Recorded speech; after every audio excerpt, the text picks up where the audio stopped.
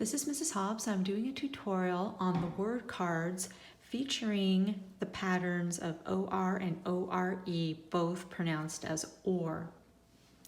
So I always have the students look for these patterns in their words first and ask them to get a yellow marker or crayon and use as a highlighter.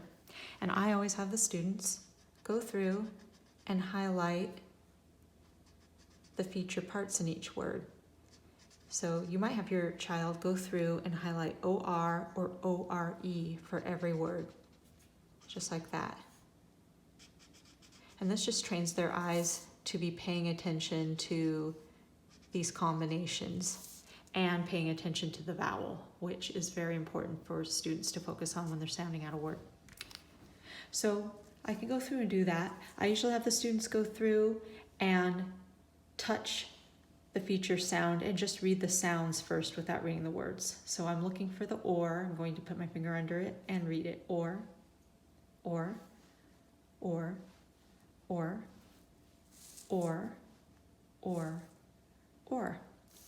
So after I've gone through and read the feature sound or, now I'll go back and practice reading the word, sounding it out. Horse, core, fourth, or, and that was an O-R-E. I missed that one. Now, 2-syllable words, I'll be getting into that in a different tutorial, but I often have the students highlight all vowel sounds, and that gives them a hint on how many syllables there will be. And you can help them break the syllables into 2 parts. So this one I would read the syllables first, or, and then go back and sound out the word explore. Sometimes you can cover up the second syllable and sound out the first, X.